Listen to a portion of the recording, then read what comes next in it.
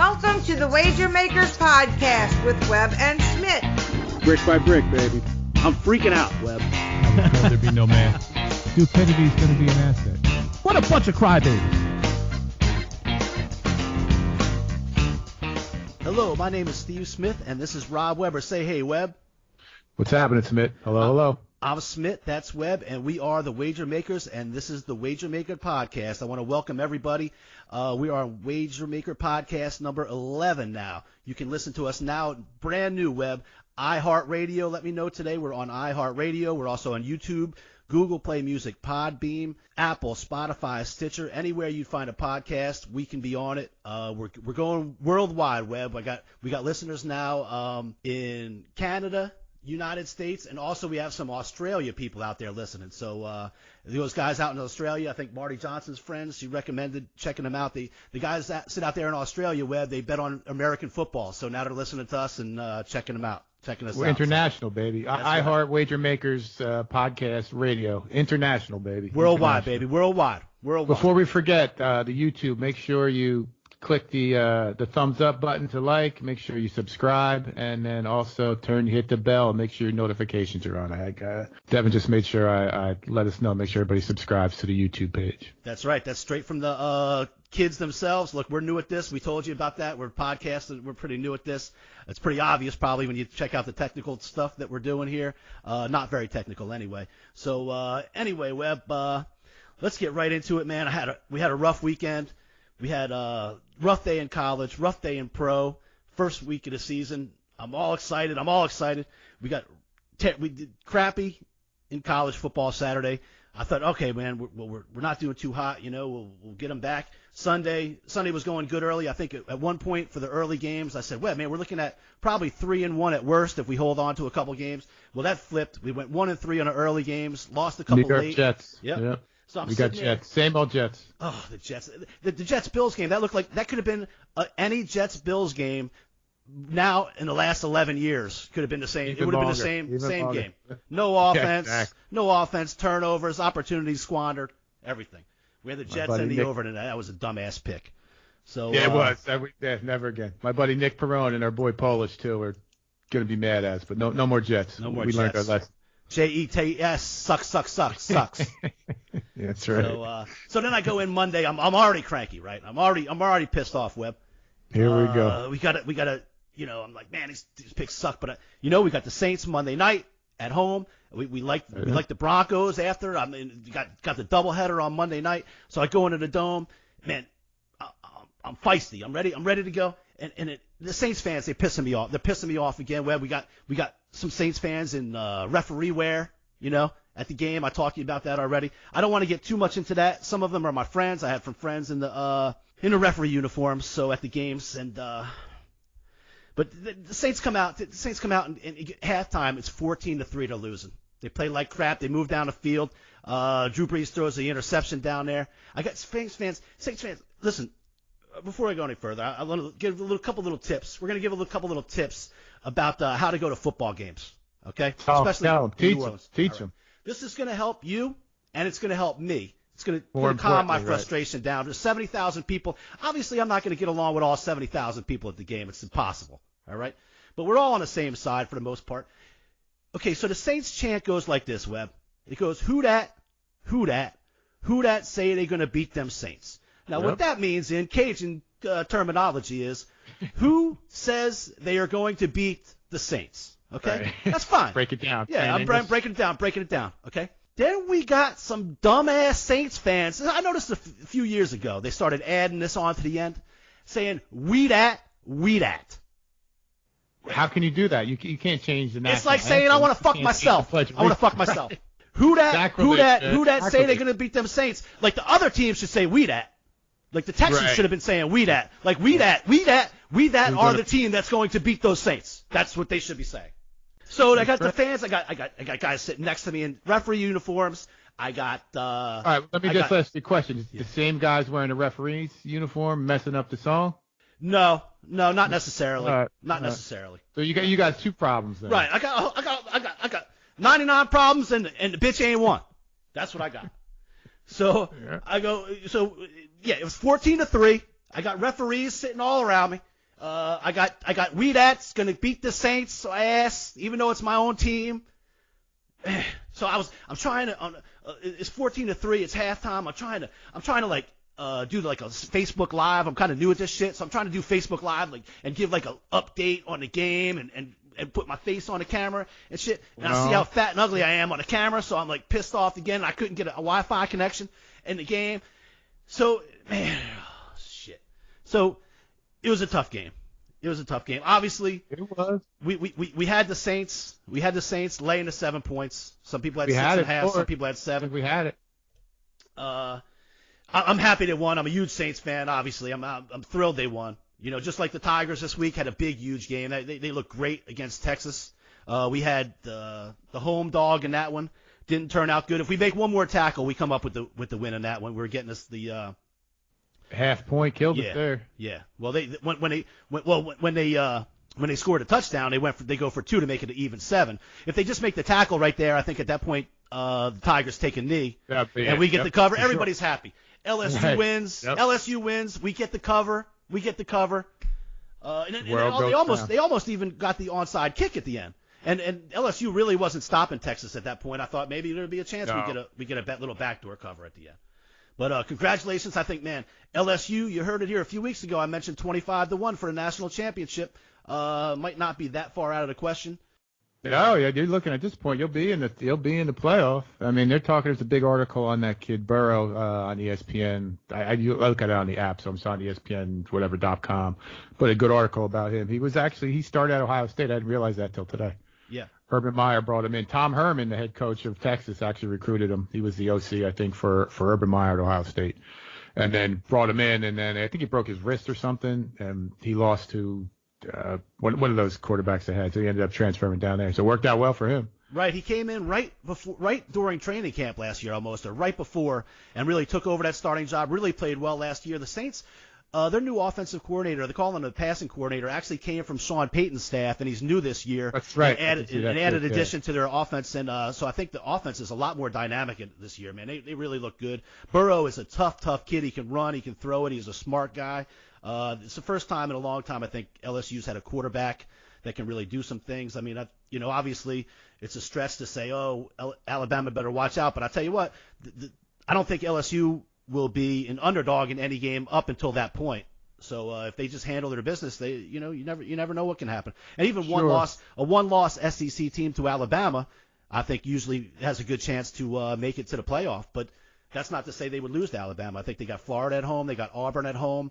The big road game, obviously this test at Texas was a big test, but they go into Alabama later on in the season. So we just keep going. Another thing about the stadium, you got that decibel meter. That's a crock of shit. They showed a decibel meter, right? It's weighing 110, 115. So I think it's just a ploy, Webb. I don't think it's an actual. Yeah, I don't think it's an actual decibel. I don't think it's an actual decibel meter. Right. I think it's a ploy. You don't think so? I'm onto these bastards. I'm onto them. I don't think it's an actual. Yeah. I don't think they're just trying to get me pumped up. I come in. That's why we had to wait a couple days. I was so fired up Monday and Tuesday. We're like, Webb, listen, let's do a show Wednesday. We'll do once a week. We'll get it together, and we'll have one show this week. We'll make sure we get all the information in. I'm too fired up. I was too. You guys reach out to. Let us know what you think. You guys prefer one big show, or maybe two? We could do a college and pro show and sprinkle in some MLB stuff and whatever topical sports news comes in. You guys let us know of what you think. We're going to do a nice big one here for you today, and then we could switch it up depending on the audience. Yeah, response. Absolutely. Please let us know. Remember, the Wager Makers podcast on Facebook, at the Wager Makers on Twitter, and at the Wager Makers on Instagram. Also, you can email us at thewagermakers@gmail.com. So let's move on a little bit. I think they know how to get in touch with us, Smith. Just judging from some of the backlash, the wrath of the Saints fans. Well, that's what we're going to get into next. We're going to get into some of your predictions. Here we go. I'm going to ask you. Listen. You're my boy. We're brothers for life. That's right. Your picks have been sucking, Webb. The picks have been sucking. Just any in particular, or just talking about I'll go down the list. We'll go down the list. Okay. We can start with. That's okay. We can start with the Super Bowl. I got some retort though. Okay, well, you can retort all you want. I'm telling you right now, the picks are sucking. And I don't know, like we didn't talk a lot about going into this thing, about how this is going to go. I don't know how it turned out. I'm kind of like an MC, and you're like the expert guy.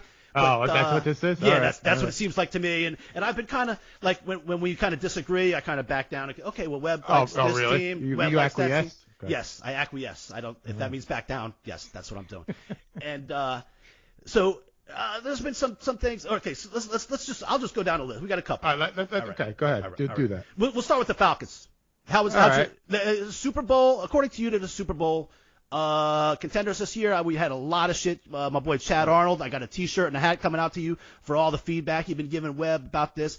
Also Becky Bright. Well, first of all, Chad, anyone who's giving me any talking any smack cannot wear a referee jersey. Let's make that completely clear. None of them had referee jerseys. Okay. None of those people. Okay. Just making sure. No, these are not referee people. These are not referee jersey people. These are people legitimate. Say, listen, your team got smoked by 30 points at the opening day. Yeah. They got smoked by 30 points opening day. You still like the foul? You still like even Chad Arnold mentioned that he would give you a mulligan on this. I don't take mulligans even in golf. I'm not taking it. I appreciate that. I can't go back. It's out there. It's on tape. You can't. I can't pull it back. This is a big week for the Falcons. They get smacked again. I'll be eating crow for the next till early January, obviously. All right. So but I did have the Saints in there as one of my other guys. They were in there, my little handful. Yeah, well, they barely squeaked out a win. They barely won at home opener. Yeah. All right. How did the Steelers do? Steelers lost, but they lost in New England. That happens to anybody. That could happen to anybody. That could happen to anybody. Yeah. They're going to bounce back this week. That's going to be one of my picks this week. Okay. Yeah.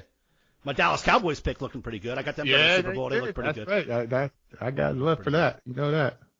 All right. So, if we were just going to talk about your shitty picks, what about your Cleveland Browns? What about your Cleveland Browns? You picked them early on. You're like, oh, man, this team's going to be good. They're up and coming. I said, man, I don't like Mayfield. He talks too much. And, man, they got smoked. Oh, they're another 30-point loser. Yeah. Hey, it was tied going into the fourth quarter. He threw 3 picks in the fourth quarter. 18 penalties. First time out. We'll give that. They'll take a mulligan. Let's see. They got the Jets this week. That's a win for the Browns.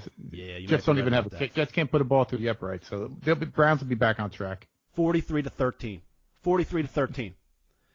Mayfield is. How about the under on Thursday last week? How about that? Not even close. You could have went to bed in the first quarter of that game, but not even close. Yeah, that was a good pick. That was there a you good pick. go. We were about 3-7. You picked out something like that. All right. And I say we're together. Listen, let's get this straight. We're together. We're together. Don't say exact numbers. We're brothers. You're together. 3-7. I think it was 3-7. I got to even smack myself on a couple of college games, man. I was way off. That Syracuse game was over 5 minutes into the game. Maryland I think they scored 6 times in a row. Touchdowns.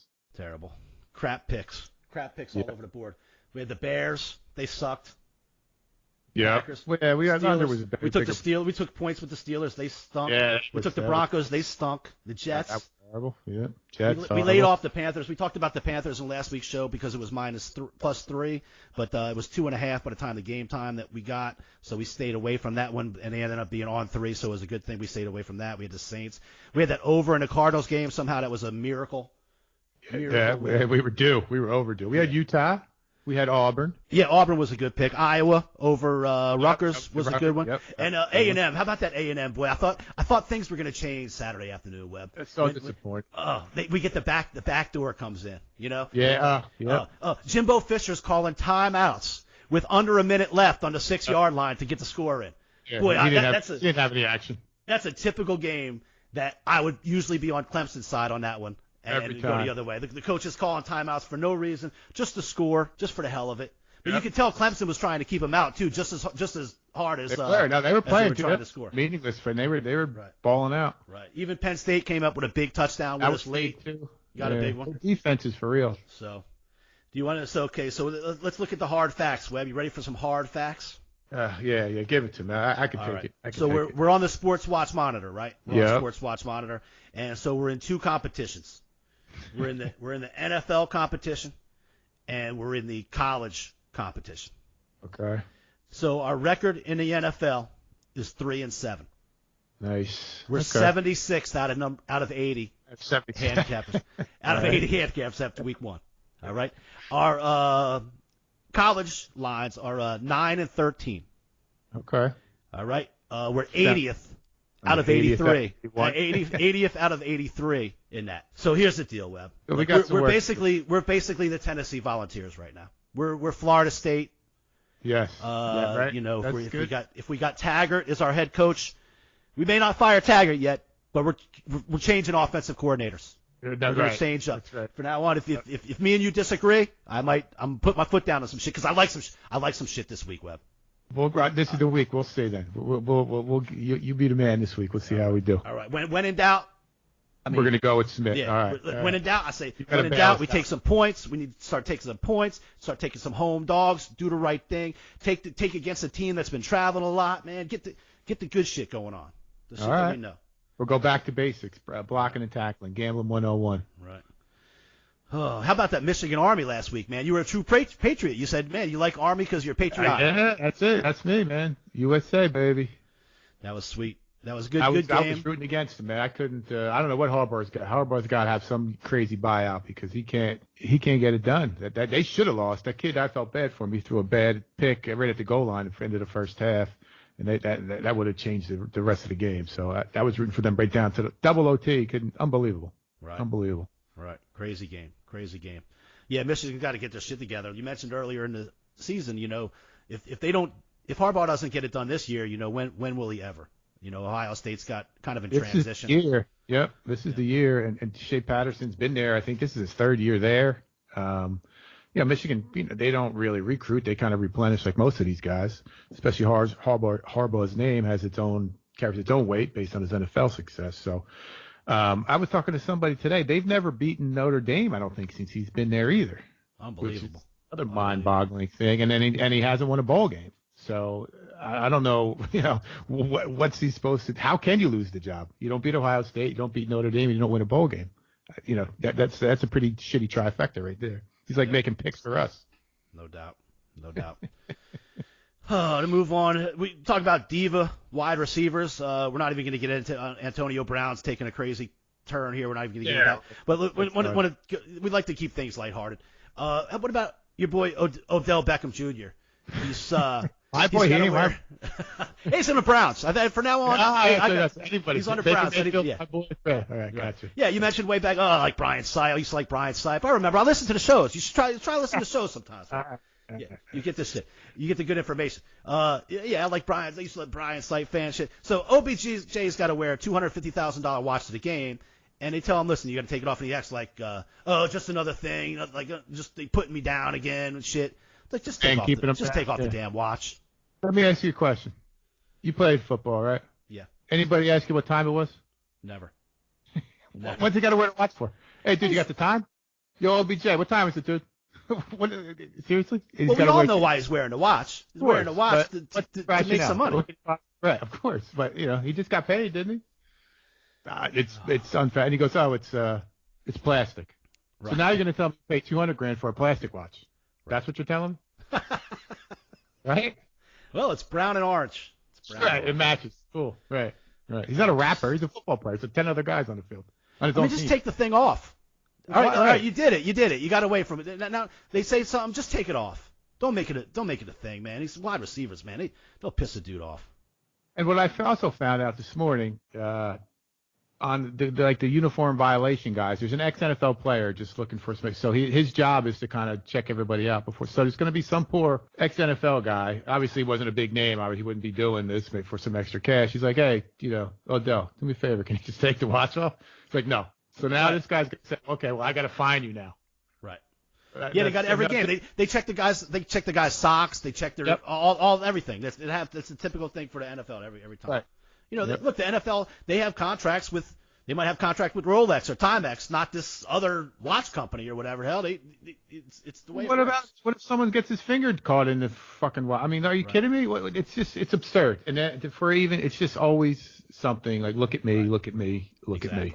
Exactly. And then when they say something to him, it's, oh, look, they're putting me down again. They keep trying to keep me down. Trying to keep me down. Trying to keep me down. Yeah. Tom Brady doesn't wear a watch, so there you go. Right. If Brady doesn't do it, you don't need to do it. Yeah. Well, Tom Brady's team won by 30 points this week because that's what he was worried about instead of worried about his damn watch. Exactly. He's worried OBJ lost by 30, and he's worried about wearing his watch a week too. Making sure his watch looks good on. Yeah, exactly. That's why shit doesn't matter on paper. Mayfield. I tell you what, man, that's a huge game Monday night. If that goes south, the Jets beat them pretty good. All that noise is going to get real crazy. They're going to come down on Kitchens can't coach. The inmates are running the asylum. There's too many personalities. That thing can spiral real quick in Cleveland. Those guys can walk over a rookie coach real fast. There's a lot of personalities there. Yep. That's why they're there. If they weren't such personalities, they'd be at where they started out with. OBJ. True. He'd still be at the Giants. Right. Nobody questions their talent, but they're just head cases. And I have a feeling Mayfield's just right there in a bunch. Everybody likes him. Oh, he chugged a beer. In a press conference, he's like, oh, I know everybody will be trashing us after this game. Trashing you? They've been in a love affair with you for 6 months, 8 months, 10 months. You're the toast of the town. You're the best thing since LeBron hit Cleveland. Yeah. You got swag. He's got swagger. He's got moxie. Fuck swagger. Now you know what we got for swagger? They're the highest rated team, viewing wise and everything. They're the hot shit team in the NFL. You know what that means to me, Webb? It means this Monday I got to watch the Jets and the Browns. Yeah. A team that hasn't been 500 in 20 years against the Jets, and that's what some Monday Night Football is because they're the it team. Yeah. You called it. And that's not the only time either. You're going to see them again. And then if they're 4-9, something like that, 2-6, it might be worth it just for the circus. But they got five primetime games. Howard Cosell be rolling over in his grave, the Jets and the Browns. Right. Da, da, da, da. Monday Night Football. Da, da, da. Jets and the Browns. They suck for 30 years straight. Entire life. Yeah. But I do like the Browns this week. Let's get that. It's more important. Yes.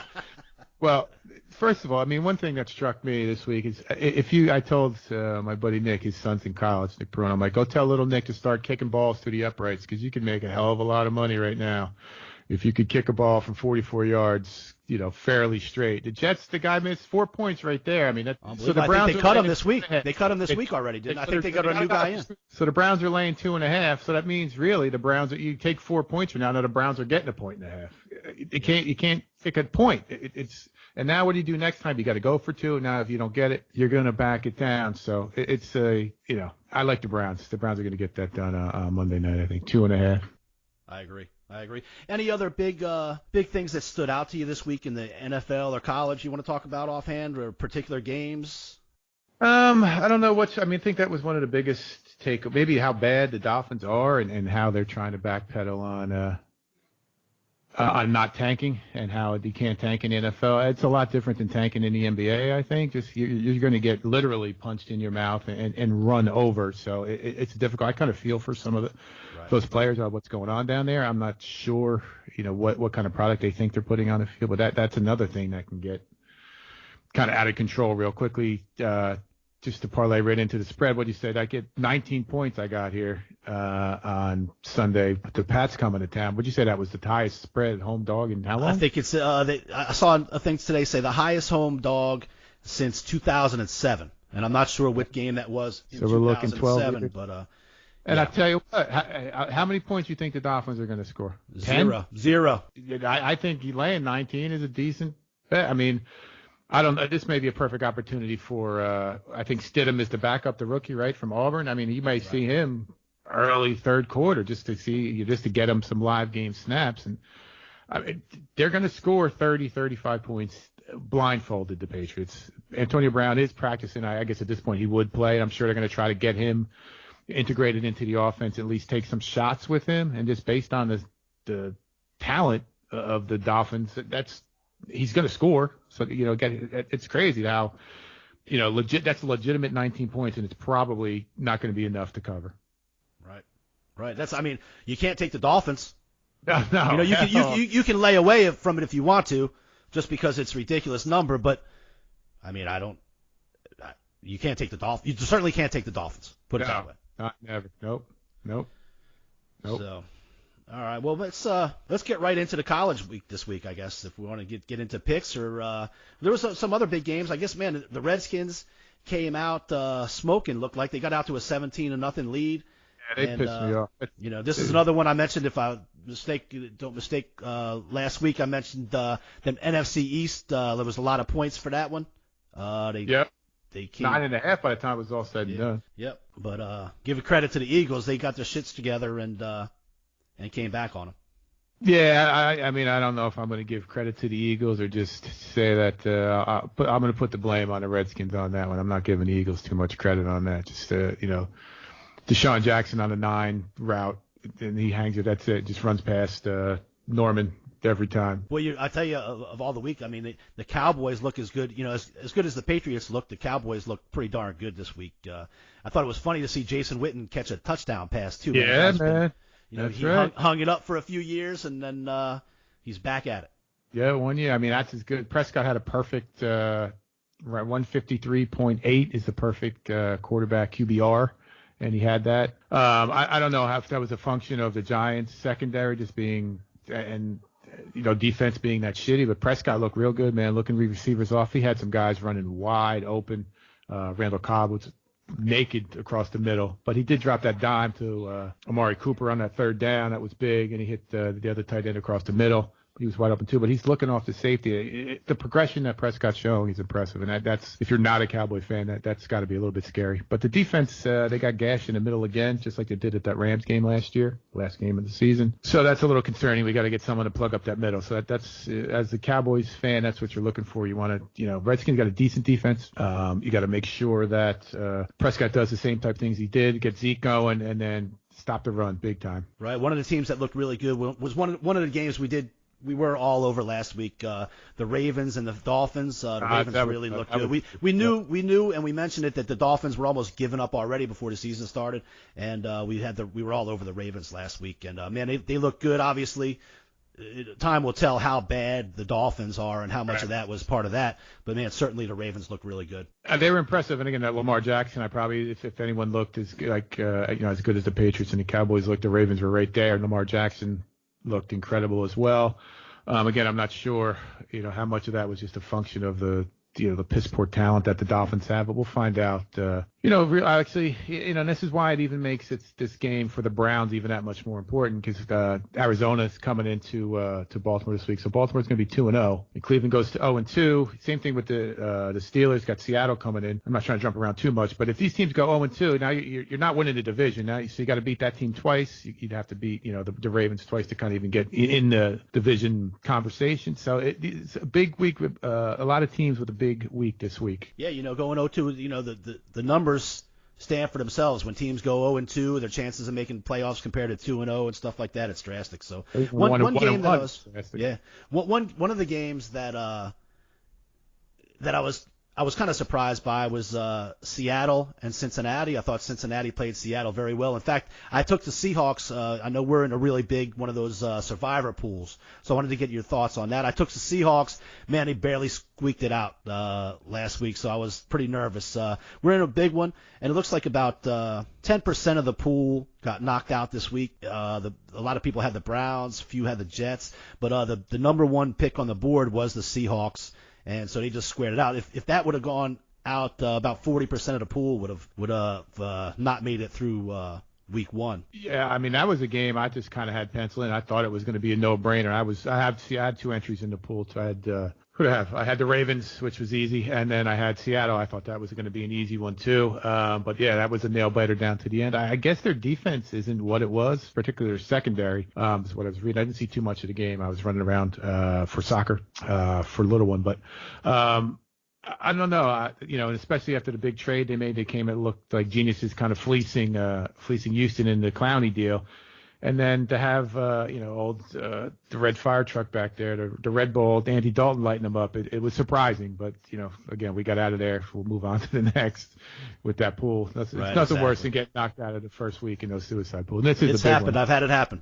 Yeah, more than once. Once.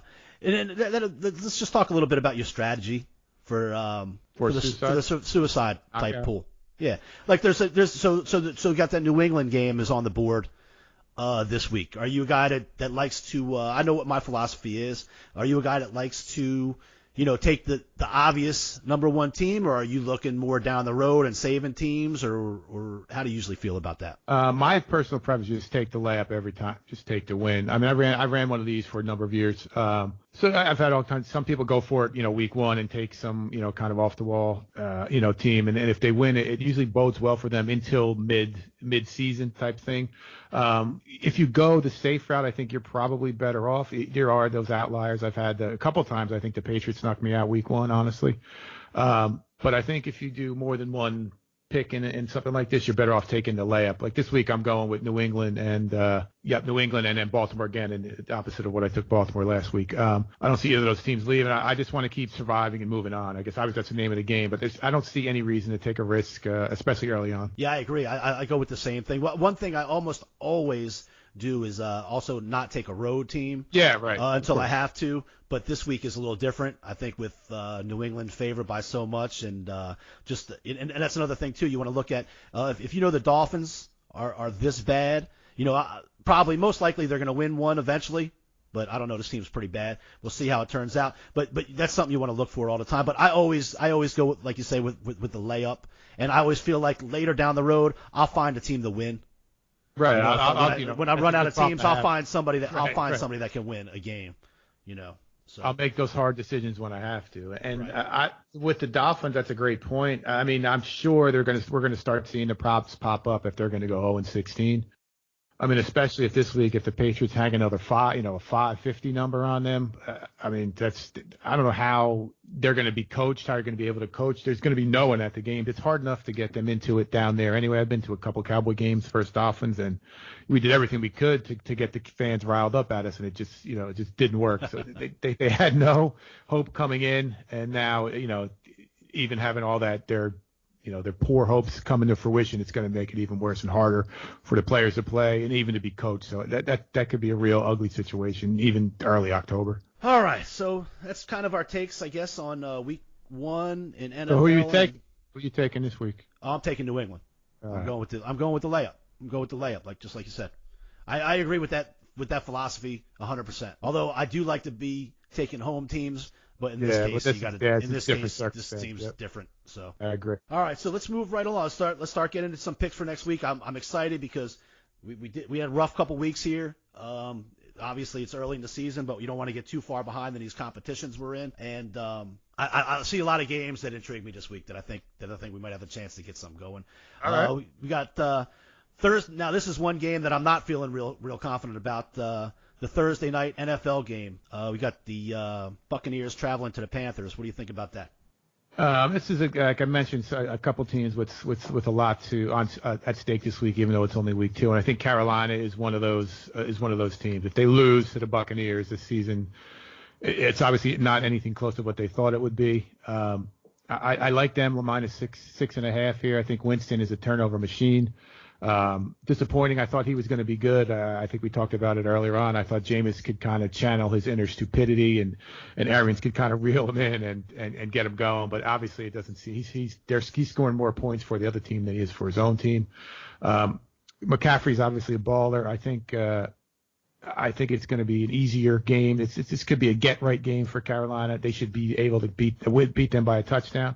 I'm also thinking maybe under 49, based on Arians just handing the ball off, telling Jameis just to turn around and hand it off to they had that rookie running back who had a pretty good game last week. And Carolina's run defense wasn't as stout as it was. It was against the Rams, obviously. But I think I do like the under a bit. And then even more than that, I do like Carolina to cover that, win by 7. Okay. I don't have any big feeling on that one, so we'll go with the Carolina and the under.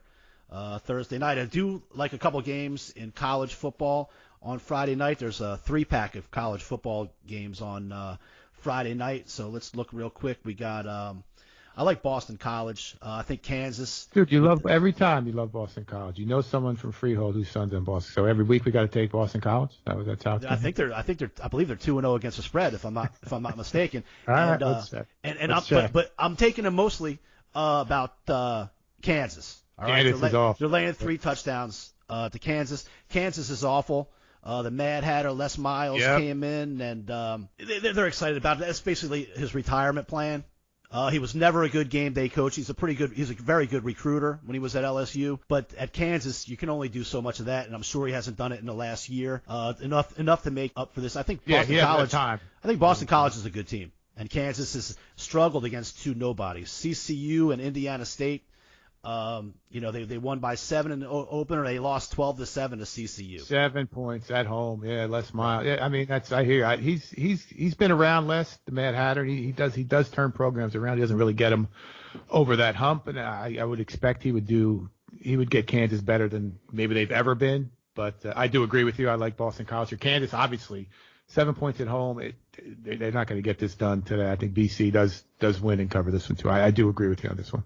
All right, so we can go with BC. Just because I know somebody on the team doesn't mean anything. But they are 2-0 this year. I think they're looking good. They already been tested. They already had not too many teams at this point have even had a real game yet. They had a real good test against Virginia Tech and looked good in the first week of the season. I think I like them.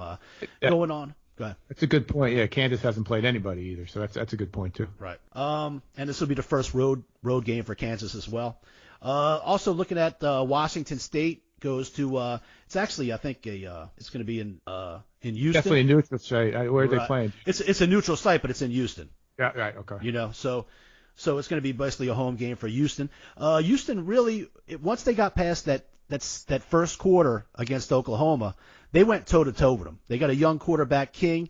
This guy's really dynamic. He can really get the ball around. These guys are underdogs by about 9 points. I think I like Houston and the home dog on this against Washington State. Yeah, we got 9 points here to total 74. I like Houston too. Dana Holmgren was the guy from West Virginia last year. I mean, West Virginia's shit in the bed too this year, so maybe he does kind of know what he's doing. He's a very good offensive coach. Defense has never been his thing, but Houston does seem to be getting, some good athletes. That, like you said, the quarterback King is good. I do like the 9 points with Houston too. I agree. So we're agreeing on a couple here. I do like Houston plus the 9. Washington State can score.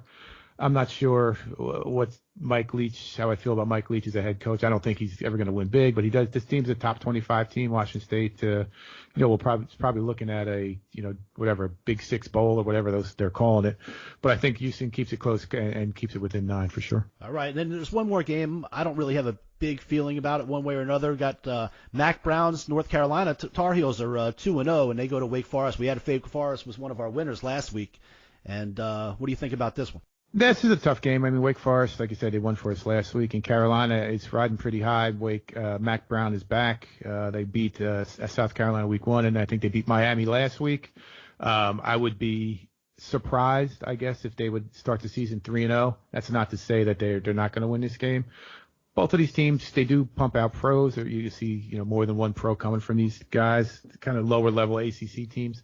No real lean here. I'd like to see Carolina get it done. If I had to bet this game, I'd take Wake Forest -3 just based off, betting against Carolina going 3-0. All right, we'll lay off that one, but we'll go Friday night. We got Boston College and Houston.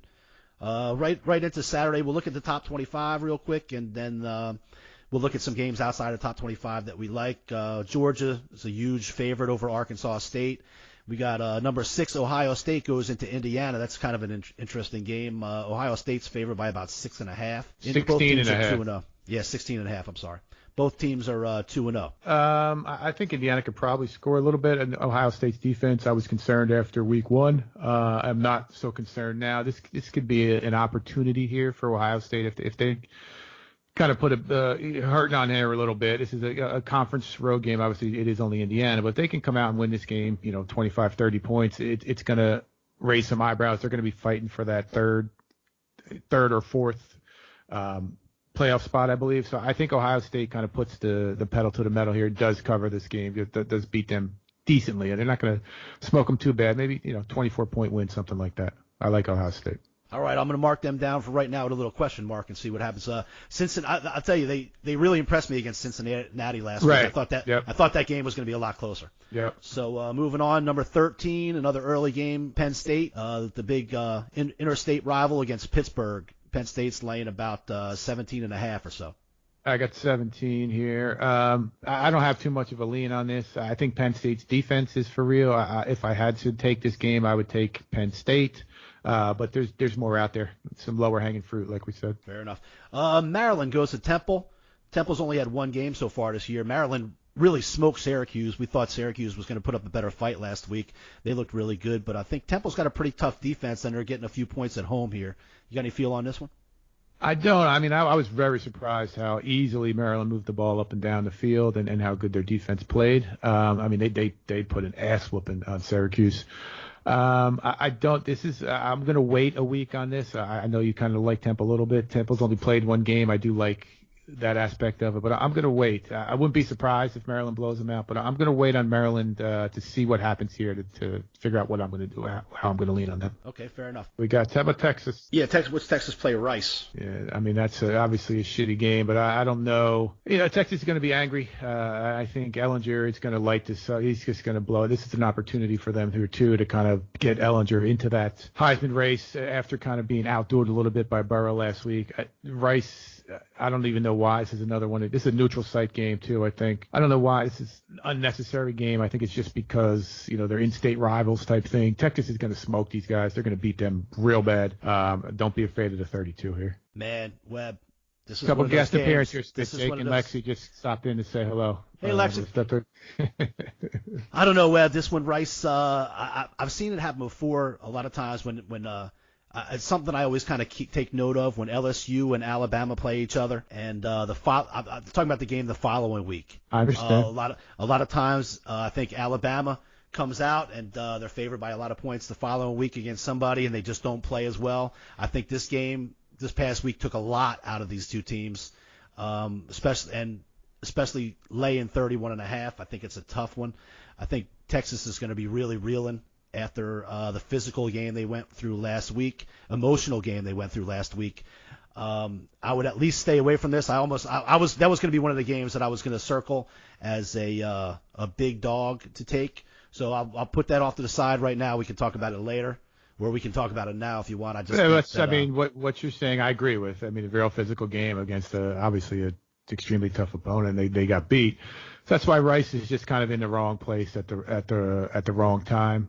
They're going to come out. They're not going to need an A plus, even an A game to beat to wax these guys. This is kind of almost exercise the demons type thing. All this little frustration. They might start off a little slow, but once they kind of get in the groove, I think it's only they're going to do it almost by default. Okay, fair enough. We'll leave that one on the board for right now. Let's see. This is one of those games I'm talking about earlier. All right. Well, listen, we can leave it off. All right, we'll see. We'll see how many we end up with and see if we have to add anything. All right. Also, we got Notre Dame's favored by a gazillion points against New Mexico, 35. Alabama goes into South Carolina, Webb, 25.5-point favorites. You got any lean that way? I don't. I read a story again about the quarterback freshman quarterback for South Carolina. I think he had some tragedy with his brother. So just off of that, I'm kind of rooting for South Carolina a little bit. I don't have a lean at all. I think apples to apples, it should not be close. Bama should cover. And again, I think they're going to be looking to put some distance and put some. Kind of stack up some ridiculously lopsided wins just for down the road when it comes time to make sure maybe they get 1 versus 2 in that in the seedings there. So yeah, right. They catch a lot of heat. They catch a lot of heat from about the strength of schedule that they have Alabama. So when they're finally playing an SEC team, if they get a chance to go up top on them big, I think they'll do it. But no real pick on this one. Yeah. But I do the next two games coming up. I do have strong feelings about. Stanford goes into UCF. Stanford gets their quarterback this week. He was out with a concussion last week against USC, but they look pretty bad. The quarterback doesn't play defense, and USC's backup quarterback had a really nice game against Stanford. UCF, I loved them last week. You kind of talked me down a little bit. They were laying 10 to Florida Atlantic. I really liked them last week, and you kind of said, well, I think that's a good line, so we stayed away from it, and they blew out Florida Atlantic. So I'm just hoping that I'm not a week late on this, and that UCF, I think this is just a really good team. I think they have too much athletes for Stanford. Stanford's making a long road trip after that tough game against USC last week. I like them big in this one, UCF. I'm a UCF fan. I mean, obviously they do nothing but win, it seems like. This wouldn't be a game I would pick, but I'm going to go with you on this one. I think Stanford's decent, but they are traveling a long way. I think it's an early kick too. So I'll go with you. I got no problem with UCF. Okay. Speaking of USC, They travel to BYU. This BYU team, they're just tough, Webb. They're always tough. Yep. They play hard nosed. You know they're going to give it all the time. I mean, they were really kind of down and out against Tennessee. This is one of the losers that we had from last week. We had Tennessee. I guess Tennessee is what we thought they were. Right. That's right. We kind of gave them and Florida State the benefit of the doubt. But I like BYU getting some points at home in this one. USC's playing, like I said, with their backup quarterback. He looked pretty good against Stanford the other week. BYU's coming off the big win. Overtime win against Tennessee, and they played good, I thought, against Utah at home. I think this is going to be a tough place to play for USC this week. I agree. I mean, BYU is tough. It seems like every game they play is tough, hard-nosed team. Since even back in the Lavelle Edwards days, and when they had even the Detmer brothers and Steve Young was there. I think even the Bears quarterback was Jim McMahon was their quarterback, so they long established history. Again, I don't know if I'd pick this one. The backup for USC, he's gonna be good. I think he probably should have won the competition, but again, I don't mind taking +4 at home either. I'll go with you on this one. It's gonna be your week, dude. All right, dig it. All right. We'll see how it turns out. That's all right. So we got UCF laying a 7.5, and then BYU plus the 4.5. Moving on, we got Arizona State goes to Michigan State. I remember this game distinctly last year because it was in Arizona State at night. It might have been a night game, and I'm pretty sure I had Michigan State, and they weren't favored by much, but they lost that game in Arizona State. They're favored by a couple touchdowns here at home, and I don't think they're going to overlook Arizona State this year, but we'll see what happens. What do you think about this one? Fuck Michigan State, dude. They never cover for me, so I'm staying away. I'm not doing anything with them. They got a bad taste. I'm done with them. Fair enough. It seems like when you stay away from them, they blow them out. That is a guarantee. And then when you take them in a spot like this, like laying 14 points, that's when they're like the old school, just play D and ground and pound and don't do anything and win by a field goal kind of shit. So I'm fine with staying away on that one. That's a pretty big number. I think they're probably a lot better than Arizona State, but like I said, Arizona State nipped them last year, but that was in Sun Devil Stadium last year. And so moving on, we got another in-state rivalry, Iowa and Iowa State. This is an interesting one. We had Iowa last night, and they rolled over Rutgers. Yeah, I mean, I think they're legit. I think this is a tough game. Iowa State had some. I think they had thought this may be their year as well. This is a tough game. At Iowa State. I think they're going to give this, the absolute best shot they have. I'm just going to stay away. 2.5 points. There's other stuff out there. Fair enough. We move on. Auburn plays Kent State. They're favored by 35. Don't know if you have any lean on that one, but I do want to look at a total in this next game coming up. Florida goes to Kentucky.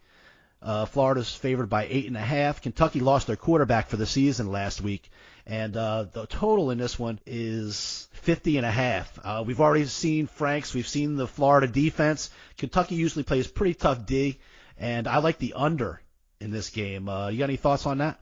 Under 50, I got here in 8 points. Florida, again, this is another team. I don't think that they're too good. They had that running back. He can be explosive, but I don't know if he's going to be explosive for 50 points. With Kentucky, the quarterback being out, I think that does affect them, especially this first week after that. They are at home, so that helps them, and they may want to try to slow it down a little bit.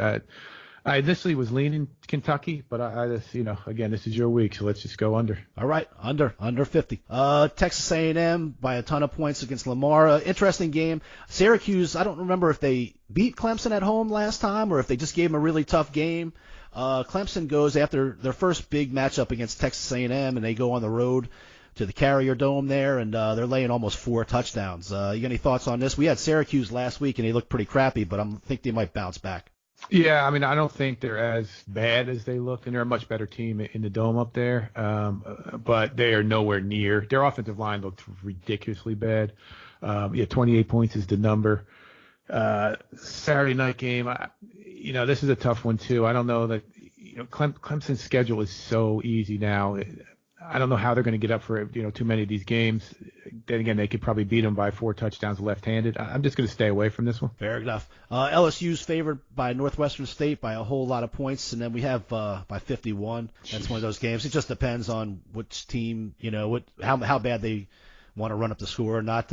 One game I thought interesting is Hawaii goes to Washington, and Hawaii's getting 3 touchdowns plus. Washington lost the game. Kind of weird last week against Cal.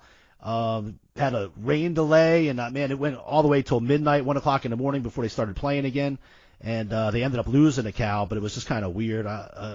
Hawaii's looked pretty good in their first couple games. You think you like anything on this? I think it's a big number, 21.5. When I look at it, I like Washington. I mean, they have a very solid program. I like the coach. I thought they were going to be better. That was one of my big picks last week. I thought they were going to win that game easy against Cal.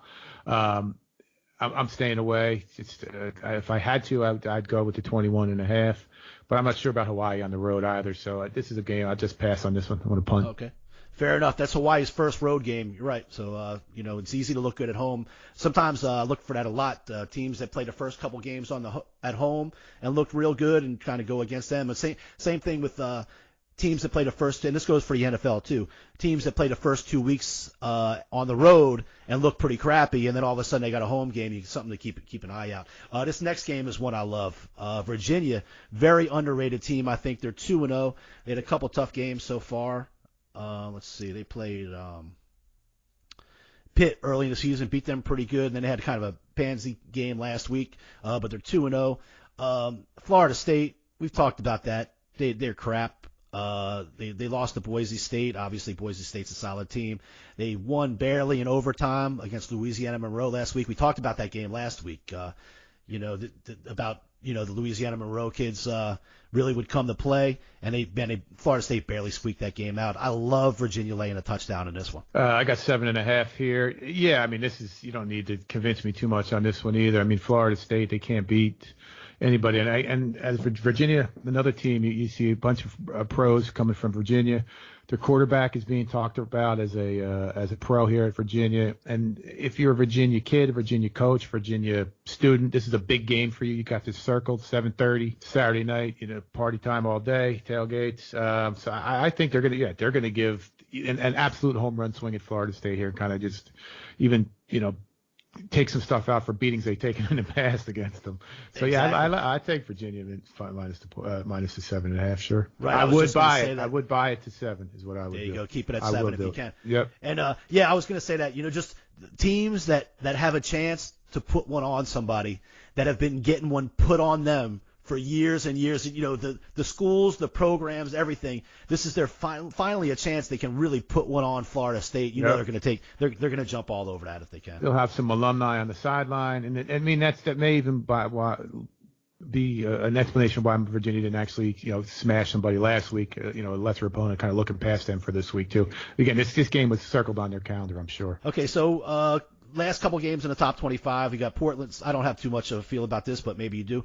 Portland State goes to Boise State, and Montana goes to Oregon. No, there's no reason to. I'm a little disappointed in Oregon too so far. I expected them to be better, a little bit more dominant. We can stay away from. There's no need to get crazy. A couple games. Let's see here. We didn't talk about Oklahoma. Goes to USC, and that's a game that UCLA.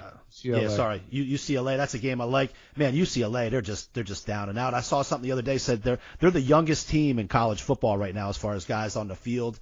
So obviously Chip Kelly's really trying to turn this over from the ground up, but that's not going to help him too much against Oklahoma right now. They haven't been able to score. They had a hard time scoring against Cincinnati, and also against San Diego State, they only put up 14 points as well. Oklahoma's defense is not very good, but I think they're good enough to hold them down, and their offense is just so good. The offense will put up 50 points. I don't know that UCLA can get to 20. I really like Oklahoma in this. Yeah, I guess another one. You don't need to twist my arm on this one either. I think Jalen Hurts again is going to kind of put on a little bit of a show, and I think he has a chip on his shoulder, kind of say, hey, I'm not this stinking dunk guy that's going to run the ball. He's going to have to air it out. And show what he can do with his arm. I'm not a Chip Kelly fan, and I don't know what he's doing with UCLA actually. Coming on, and especially after what happened with Cincinnati last week, that just shows how bad UCLA may be. Cincinnati didn't really play well, with Ohio State, but I don't think UCLA is really any good. And I agree with you. So you're looking at a 50 50 to 21 type score, and that's definitely going to cover a 23. So that's an easy one for me too. Looking outside the top 25, Webb, you see some games that you like out there? We talked earlier. I want to say Colorado and Air Force, maybe. Let me see if I can pull that one up. I think the Buffaloes, they beat Colorado State in a real tough inter-rivalry game, but then they had a nice win last week against Nebraska in overtime. I think Nebraska, a lot of people had high hopes for them, and then they go into Colorado and get beat. I think Colorado's laying maybe 4 or 5 points. 4.5 I got here. There you go. I like that as well.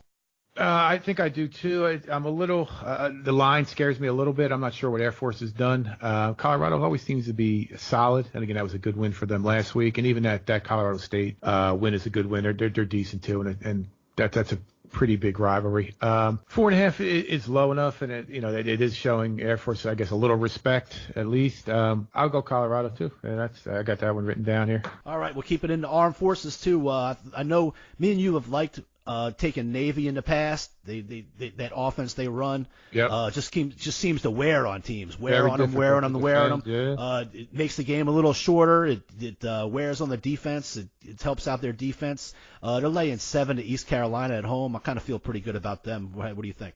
I think this might be. I mean, as the more I think, East Carolina is down. I mean, they're kind of they're an okay program. Navy at home. I'm not sure. This is maybe. I'm not sure if it's a conference game or not. But Navy's good. Navy and Army actually are both good, I think. And this is kind of one that Navy. Once in a while I'm sure they want to flex their muscles here a little bit too. And maybe this is a chance that they can kind of really put a hurting on somebody and get the boys jacked up. So this one I think is. I'm hesitant to say I really like it, but Navy for sure minus the 7. All right, so that pretty much rounds out our college plays. Let's run them down real fast and make sure we didn't forget anything. But on Friday night we like BC and Houston. We also like on Saturday we like UCF and BYU. Did you want to put Ohio State in with that? Yeah, I do. Okay, and then I'm even gonna budge a little bit since you've given me a little leeway here, and we'll go ahead and take the Longhorns laying the big points, even though I'm against. I'm against that a little bit. I'll go on record saying against that, but we're a team. We're going to get this done. Okay, so we got UCF, BYU. Ride or die, baby. Ride or die. Yeah, man, we're brothers, man. We get it done. And under 50 from Florida. But that what's going to happen next week if that doesn't work out for you. You're going to this won't be the last we talk about Rice in Texas. I guarantee that. All right, so under 50 into Florida. We got Virginia laying the points to Florida State. And we got Oklahoma, Colorado, and Navy. That's 1, 2, 3, 4, 5, 6, 7, 8, 9, 10, 11. That's all right? All right, so that's 11 college games for the week. Yep. All right, let's move right on to the pros. We did say we lean in towards Carolina laying the points. I kind of wouldn't mind going with the underdog in the division on that one, but I'm going to let that go and take Carolina and the under. And then we'll go straight into Sunday. There's a few games that I like, and we can just move right on into that. Kick us off, man. All right, so we're going to go right to the noon Central Time start, 1 o'clock Eastern. 49ers looked pretty good against the Bucks last week. They did not look good. They did not look good, 49ers. All right, well, they won. They got the W. W. I'm leading into something here, man. I'm leading into something. Sorry. The Bengals. I'm setting it up. This is called setting it up. Tee it up, baby. The Bengals looked pretty good, I thought, even though they lost in the road game against Seattle last week. Bengals go home. The 49ers, it's a lot of travel, first 2 games on the road, going all the way to Tampa, all the way back home, and then back to Cincinnati. I like the Bengals in this one. They're laying just about 2 points or something like that right now. Yep, -2. This looks fairly. I think we're all waiting. Even anyone who has any pause here, you're thinking Garoppolo's going to do something. He's got it. The next thing he does is going to be the first thing he does. So he did not play last week. He threw a pick 6, and then Jameis, I think, threw 2 pick 6s. So the Niners, they do have some talent on defense, particularly the defensive line. I don't know who else really they have aside from Garoppolo. Shanahan is unproven as a head coach, to say the least. But Zach Taylor, again, you got a first-year head coach with the Bengals, but they played well. I'm sure they're happy that they're positive, very much a lot of positivity coming through them after last week. They shoulda, woulda won that game in Seattle. Difficult place to win. Bengals at home here for sure. Okay, I like that. 2 teams that went to overtime last week, Chargers and the Lions.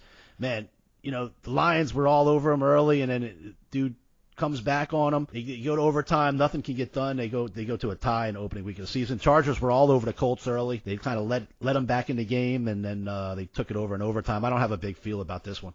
I do not either. I think Hunter Henry, I think, is the tight end. I think he's out for the season. I heard something today. So what is Patella or something? So that's two pretty. I mean, Derwin James is huge on defense for them, and this is another one. And then to throw in that Gordon's not there either. That's just a lot to overcome. Not that I think Detroit's anything at all, but we'll pass on this one. Right. Big game in the NFC North. Both teams looked pretty good last week. The Vikings go to the Packers. Green Bay's favored by 3. Total in that one looks like it's about 44.5. 44. I got 44. Yeah, 3 and 44. Yeah, this is a good game. Again, no real lean here. If I had to, I'd take the Packers just based on the fact that it's home and it's Minnesota playing outdoors. I don't think the Vikings are as good as they looked last week. I do think they are good, but I don't think they're that good. And I think the Packers defense in particular is going to play good again. And Rodgers is going to have it a little more figured out in terms of the offense. I think the running game will be a little bit better, and I think they may stick with it a little bit more. And that Bears defense is good as well. The Packers played last week. No real lean here, but if I had to, I'd take the 3. I'd lay the 3 rather. I'd take the home team. All right. Any thoughts on the total? This is 44.5. That seems a little bit loaded. Sometimes these teams can get after each other a little bit and score. Maybe if Rodgers gets rolling a little bit. I don't know what your thoughts on that. I don't have a feeling one way. I'd lean towards the under just based on the defenses of both. And I think Rodgers is trying, or at least LaFleur's trying to dial him down a little bit to start the game, let him at least hand the ball off a little bit more, and rely on that running game a little bit more. So, but I don't have a feel really. Okay, so we disagree on that one, so we'll move on. The Colts, after a tough, like we mentioned, went on the road last week, tough overtime game. Now they're going on the road again to Tennessee. Tennessee obviously looked pretty stout defensively in that game against Cleveland. I really like Tennessee in this one minus the 3. Divisional home game, small spread, low spread. I think Tennessee would be the play. I mean, everyone's probably rooting for the Colts just off of, the thing with luck or whatever. They're a good team still, and Brissett's decent. The Titans still, I'm still not 100% sold, but it's not going to take too much to convince me to go with the Titans minus the 3 at home here. Okay, here's the convincing. We're going with the Titans this week. We're going with the Titans this week. That's fair enough. All right. We mentioned this is the biggest home dog since. What do you think about the under there? 44.5. I don't know, man. I hate unders. Can I just say in general, I hate unders. You can sit there, man. We had the under with Carolina and the Rams last week. Yeah. By about halftime, I think they had about 13 points scored, and then they just both teams went crazy. Yeah. Gotcha. All right, fair enough. I'm not against all unders. I just this game's a toss up to me as far as the total goes. Fair enough. Patriots go to the Dolphins. This, like we said, is the biggest home dog since 2007. Yeah, I mean, I'm probably not going to do anything here. If I had to, I'd take the Patriots. I think it's actually a safe bet, as funny as it sounds, and as hard as it's going to be to, hit enter on that pick or say that, New England minus 19. But I think they cover, but I'm going to pass. Right. No doubt. There's no way that you, like we mentioned earlier, we were talking earlier, there's no way that you take the Dolphins. Right. You can't possibly take the Dolphins. I agree with that. So for sure. Your choice is to lay 19 points or just wait. So right. We're going to move on. A team that went to New York, New Jersey last week and came home with a victory. The Bills, I thought, looked pretty good. They turned the ball over 4 times, but they moved the ball pretty well, I thought. They played good D. The Giants, obviously, they have issues. They're going to be better than they were last year. They walked into a buzzsaw in Dallas last week and didn't really have a chance. But they're going back home this week. What do you think about this game? I have no feel for this. I think the Giants, I'm not sure how bad their defense is. This week I think will tell us. I'm going to wait a week on I think both these teams at this point. I didn't think the Bills would turn the ball over 4 times and win is rare. So I'm going to pass on this. I'm going to punt on both the game and the total. Okay. I actually like the Bills in this one. I think their defense is pretty good. I think their offense. I think this is an up and coming team, but we'll see if they can win 2 road games in a row. That'll be pretty tough ask from a team that probably hasn't won 2 road games in a row in quite a while that I can remember. So we'll put those off on the side and see how maybe we end up with 2 teams that struggled. Hey, the Seahawks won. Steelers obviously look terrible on national TV. I love when that happens. Seahawks are getting 4.5 points in Pittsburgh this week. What do you think about that one? It's -4 I have here through the site. This is a tough game. I think that number's it's right where it is. I don't know how bad the Steelers are on offense, and I don't know how bad how bad the Steelers are on offense and how bad the Seahawks are on their defense. This is another two teams I think I'm going to wait a week and see. I don't know what the Steelers have in terms of offensive firepower. We talked about this a little bit off the air. Connor is not what he was, and I was never that big on Juju Schuster anyways. The other guy, Washington, is decent, but I don't know. But then again, the Seattle secondary got kind of pummeled late there in another game, so I'm going to pass on this one. All right, I think the Steelers really ran into a buzzsaw. I think a lot of teams would have – I don't think everybody would have lost 30-3 in New England the other night, but I think a lot of teams would have looked pretty bad. I saw a stat the other day that said the Steelers under Tomlin have lost by 20 or more points 8 times. Since that was their 8th time the other night. They're 6-1 following those games under Tomlin. So I really like the Steelers. This line is kind of weird to me. I would think that after the Seattle won and the Steelers looked so bad that maybe the Steelers would be favored by 3 or something. The fact that it's a little higher, I kind of like. I think the Steelers. Well, that goes in our favor. You follow the line for sure. I mean, they're telling us something there. I mean, I don't have any problem with the Steelers. You want to twist my arm in this one, that's fine. That's what I mean. I'm going to twist your arm in this one. I like the Steelers and Tomlin. But I tell you, Big Ben, he looked big and slow and old. I have a feeling he's the same mentality as Andrew Luck, but he just doesn't have the balls to pull the trigger and retire at this point. But like I say, one game is one game, and I think the Steelers bounce back at home. How many times have they beaten? They can't beat the Patriots, so that's another. Right. Not make an excuse for them, but this is another little bit more ammunition in our gun for taking them this week, I think. Seattle, again, this is kind of another one of these teams. Let's see what they're made of and see if they're going to be as good as they're predicted and as good as what we think they're going to be. Right. But I am a Pete Carroll fan, so. Yeah, you've let that know. Chad Arnold has some issues with that as well. Just so you know, he said that really made him laugh. That was the funniest thing we've said so far on the show is that one day you said Pete Carroll's on the top 5 coaches undisputed. So just to let you know what's going on there. You got to get yourself on Facebook, Web, so you can answer these people yourself. I got to answer your shit. You got viewer mail. You have fan mail. You have fan mail on shit. It's hate mail. It's hate mail, fan mail. It's the thin line. Any publicity is good publicity, right. Smith. I know about that. I'm all about that. All right, moving on. The NFC East. As long as Chad does the on YouTube, make sure he subscribes, hits the thumbs up, and does the notification. All right, Chad? Do me a favor. He's checking us out on. I think he's on Spotify or something like that. That's cool. But he hits us up with messages on Facebook. That's why I got some swag going out his way. He's taking an active participant in this show, so that's good. That's what we want. We want people out there commenting, letting us know. Absolutely. If you think Weber's an asshole, just tell us. It's fine with me. Line up. Yeah, it won't be the first time. So NFC East, got the Cowboys and the Skins. What you think about your boys? Oh man, these are always tough. The Redskins. What's his name? Your boy Geis from LSU is out, right? The running back. I don't know who they have. That was a crazy play. Vernon Davis did. He jumped over the Eagle guy and ran it in for a touchdown. Case Keenum is on his 10th team for a reason. I'm not trying to knock him. His bank account is doing just fine. I just don't know what they have on offense, the Redskins, and their defense is good. I'm not going to kind of expect particularly their defensive line, but the Cowboys' offensive line is best in the league. I'm not going to play this. I don't know really sure what I would do if I had to. I may consider an under again here. Another punch myself in the balls for 3 hours, but I'm passing on this game completely. I'll leave this one up to you. All right, fair enough. If we had to take it, I would take the Cowboys just because that's the obvious choice at this point. The Cowboys looked so good that last week, but that's the shit that gets you in trouble. If you weigh too much into one game in the NFL, whether it's good or bad, and that'll be an issue. Certainly, I think a lot of people will be jumping on the Cowboys, laying less than a touchdown in this one. But on the road, man, I mean, if I had to pick it, I would take it. If I had to pick, I would pick the Cowboys. But let's just see what else we end up with. The Cowboys defense will play well this week. Cardinals travel to the Ravens. Ravens are laying a couple touchdowns there, 13.5. That's a big spread. You don't know if the Ravens looked amazing because they played the Dolphins last week or if they looked amazing because they are amazing so far. So what do you think about that one? They're not amazing. They're definitely not amazing. They're not amazing. I'm pretty sure about that. The Cardinals, I'm not saying they're not going to cover this. That's a big number, 13 points.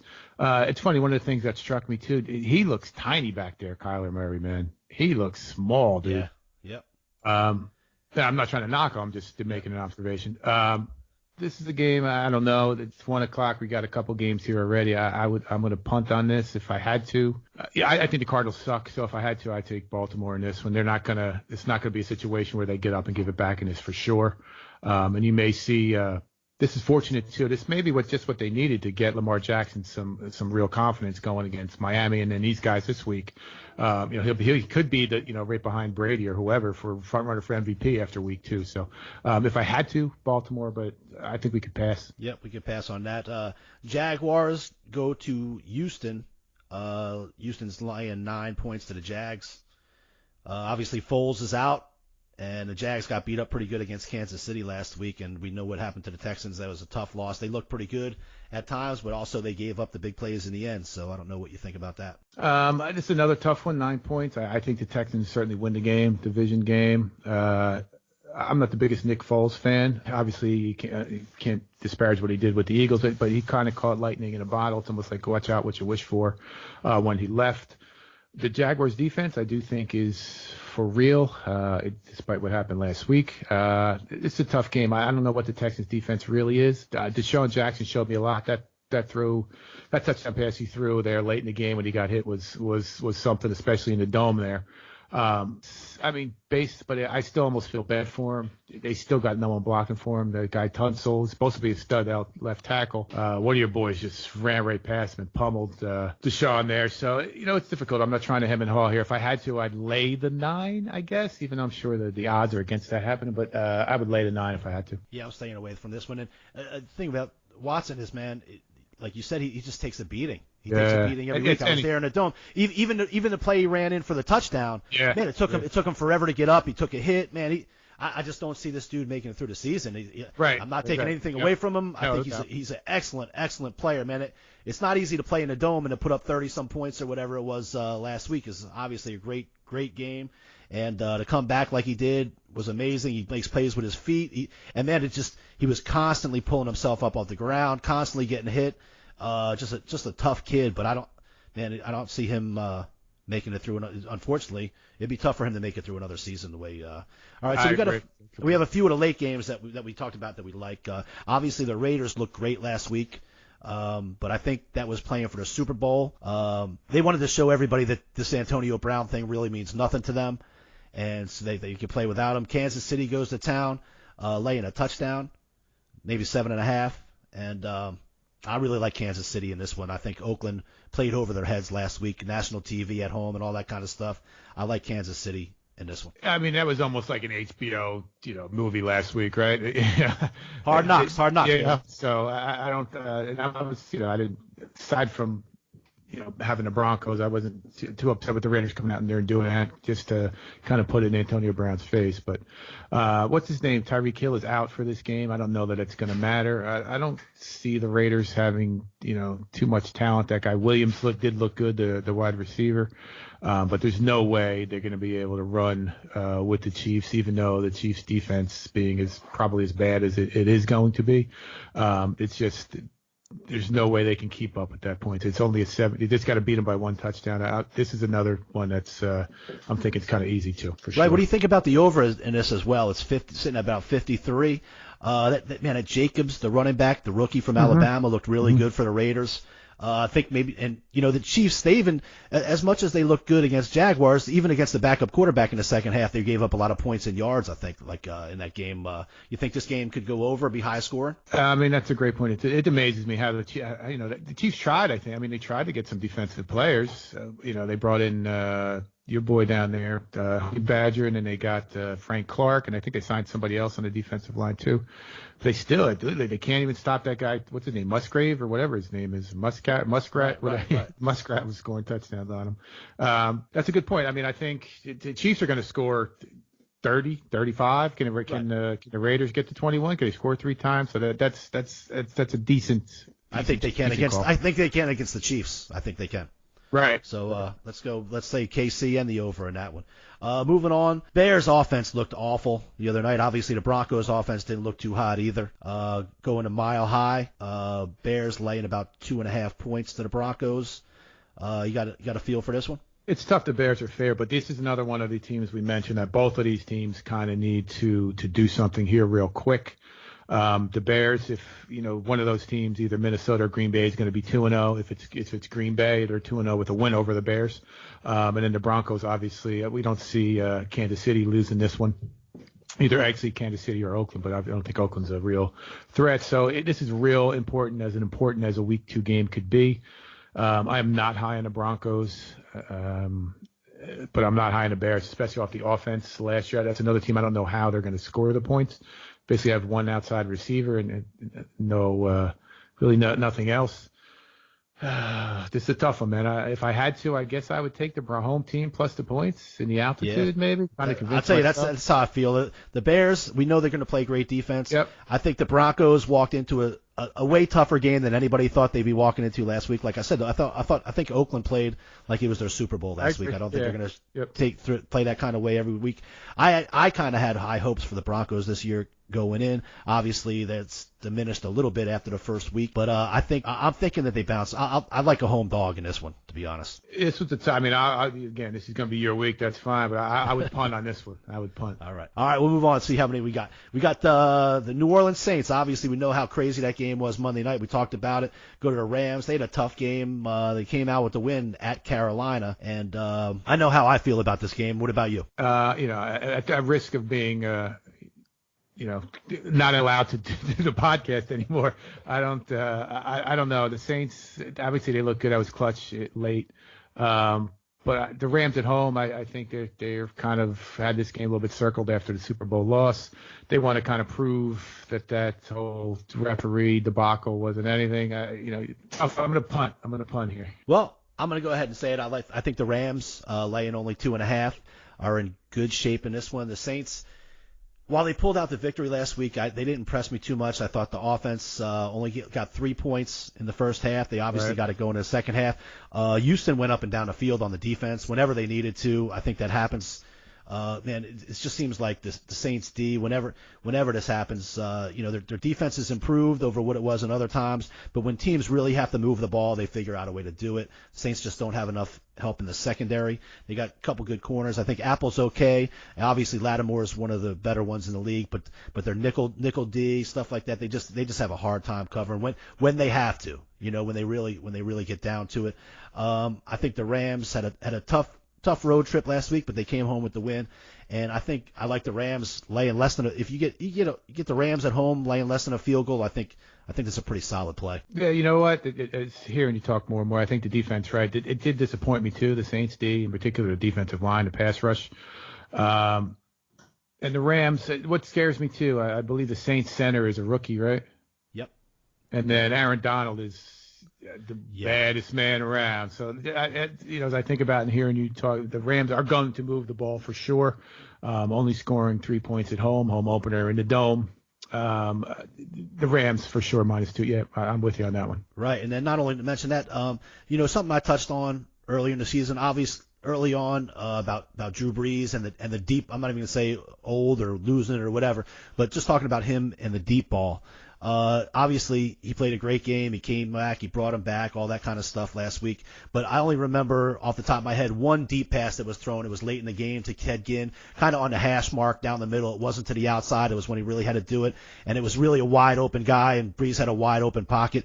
I think it makes the offense of the Saints really predictable, and that's going to come back and bite them on the butt at some point. Obviously, the dude knows everything there is to know about playing the game. He knows everything there is to know about what the defense is going to do.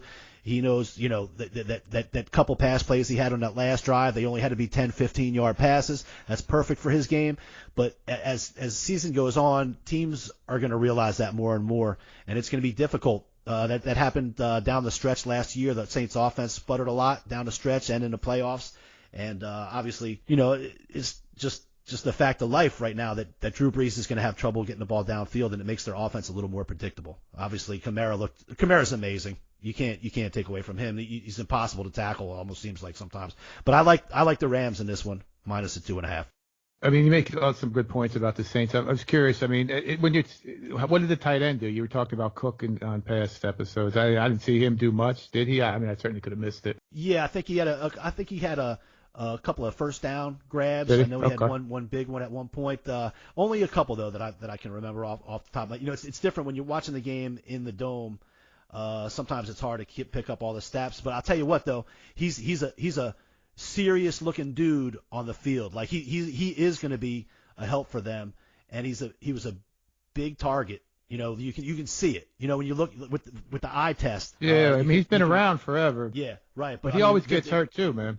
This was the first time I've seen him, in pads on the field and all that kind of stuff.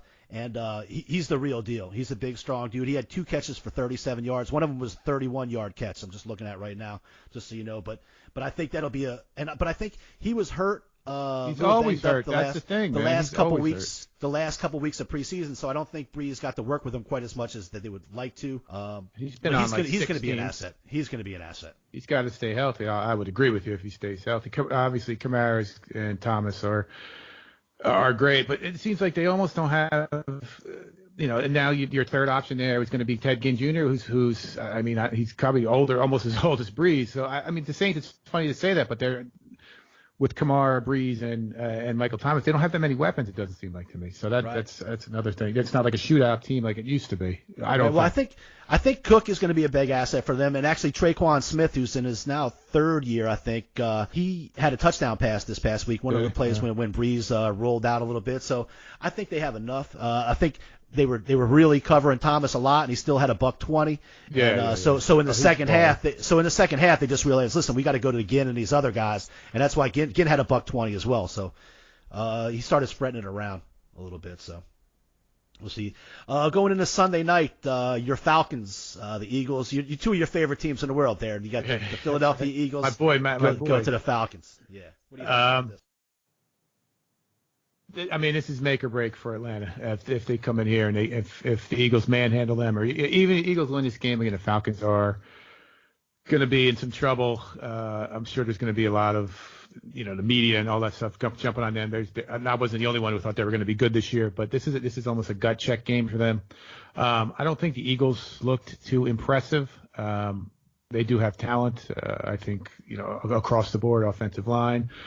Bunch of receivers. I'm not so sure about the running game, and then the defense is good. Maybe not the secondary, but certainly defensive line. I'm going to go with the Falcons just based off of the fact I don't think that they played. They're not as bad as they look. They're home in the dome. Eagles on the road. Just because I'm kind of almost backed into a corner, but I think the Falcons kind of are going to not shock somebody, but play better than they have and get this W. Well, let me just ask you this. You just said you're almost backed into a corner. Are you picking the Falcons because you picked them to be in the Super Bowl, or because of anything you've seen so far this year on film or on tape? Well, they lost. I think they lost their one of the rookie offensive linemen, which is going to be big for them. So that's really what's giving me my pause. I'm basing it on I thought they were going to be good, and I'm going to stick with my initial feelings. They did not look good, obviously, last week, but losing in Minnesota is no disgrace. But the way they lost is the problem. And I think the Eagles didn't look too good. Obviously, they might be a little better. But playing in that dome, this is almost going to be, a Super Bowl playoff game for Atlanta. So just based off my preseason thoughts about the team in general, I'm going to stick with the Falcons. Man, I disagree with you on this one. Right. Quite a bit. We watched the Falcons. We took the Falcons a couple times in preseason, and I remember one time, it was one of those games, maybe the third preseason game where the starters play a bunch, and we had Matt Ryan, and he played almost the entire first half. I forget who they were playing. He didn't score. They didn't do anything offensively. That's just carried over. I really thought the Falcons were going to come around and do something better this year as well, but so far I see nothing. And I don't think and this Atlanta is not that big of a home field advantage. I don't feel the fans there just when I think of places that are tough to play, the Atlanta Dome just doesn't. It's just not one for me. And I think the Eagles struggled early. That happens to a lot of teams early on in the first game, and I think they'll even play better than they did.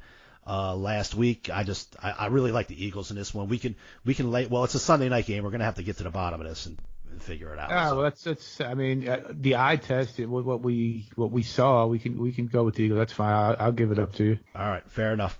And I think we both agree about the Monday night game. You want to take that one from here? The Browns go to the Jets. Yeah, I mean, just based off the kicker. I mean, it's not even to be glib about it, but yeah, the guy, they can't kick. They can't kick extra points and they can't kick field goals. So that's a huge disadvantage. This is going to be interesting too, because whichever team loses, there's going to be a big backlash. They're already talking about this guy Gase here. He's yelling, screaming, blaming the receivers, blaming his coaches for the loss. They should have won the game in the fourth quarter, which is accurate. But I'm not sure you should start throwing people under the bus. Sunday night of Week 1, especially in New York. I stack them up. Jets have no kicker, and to stack up the teams, the Browns are just more talented. And again, I'm surprised by their defense. If they have another 10 penalties, that's another conversation, and then they're going to be calling for Freddie Kitchen said too. But I think the Browns win this game. All right, fair enough. I'm all with you on that. The Jets just look terrible, and they're already starting to. It sounds like they're having like inner strife in the team and some drama building up. And you got a young coach. That stuff should be nipped in the bud right away.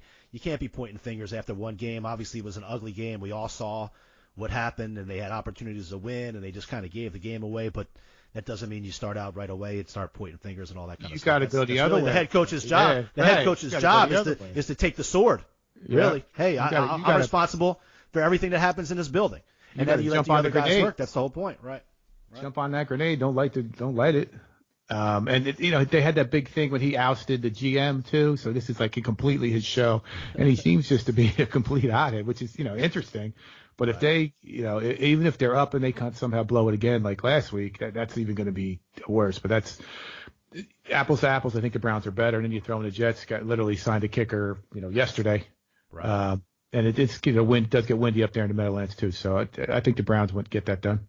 Right. I agree. We're going against the one of the oldest gambling rules in the book, the home dog on Monday night.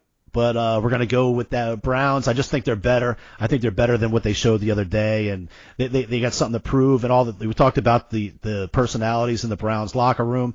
Obviously, it's going to be yet to be seen how that all turns out. But I think they'll bounce back after last week's loss, and I think they're just a better team all in all than the Jets. I had kind of high hopes for the Jets this year, but man, they looked like a struggling team. Again, it just seems like they got some talented guys, but it just seems like the organization is just always something, man. Anything but football. Right. Anything but winning football. Right. All right, so let's look at the NFL games we picked this week. We're running out of time here. This is a long one this week. Maybe we'll cut this down into two next week, but we'll see. So we got on Thursday night we got Carolina in the under. Yep. On Sunday we got the Bengals, the Titans. We laid off the Bills, correct? Correct. All right, Steelers. We got Kansas City and the over. We got the Broncos, the Rams, the Browns, and the Eagles. That sound right? Yep. That's it. 5, 6, 7, 8, 9, 10, 11. So that's 11 pro, and I forget how many we said for college. 11. But, 11 right. and 11, baby. Hey, man, I think that's good all day, baby. We got to get back in this competition. Nice 8-3, 9-2 each took day. The words right out of my mouth. That would get us right back in action, and we'll see how it goes. Webb, good talking to you. You want to say goodbye to everybody? Bye, everybody. Thanks so much. Go Cowboys. All right, everybody. Thanks. Keep the emails coming in. That's thewagermakers@gmail.com. Make sure to give Weber as much shit. Tell him to get on the Facebook because you got a lot of people reaching out. We got memes on there. We got funny stories on there. A lot of people reaching out and letting us know what they think. Let him chime in. You can let him chime in. And let me know, and then take Devin's advice also. And if you're going to be on YouTube, make sure you subscribe and all that kind of stuff. Hit the thumbs up, and hit the bell so you get your notification. Anytime we do anything, you'll get notified. Tell your friends, subscribe. That's right. And follow us on Twitter at The Wager Makers, Instagram, The Wager Makers, and Facebook, The Wager Makers Podcast. And thank you again, John Groh. Hey, check us out on iHeartRadio, YouTube, Google Play Music, Podbean, Apple, Spotify, Stitcher, all those things. You can check out our picks at sportswatchmonitor.com. You can also buy some of our picks off there. Thank you very much, everybody, for listening. Webb, later, bro. Thanks, brother. Big week.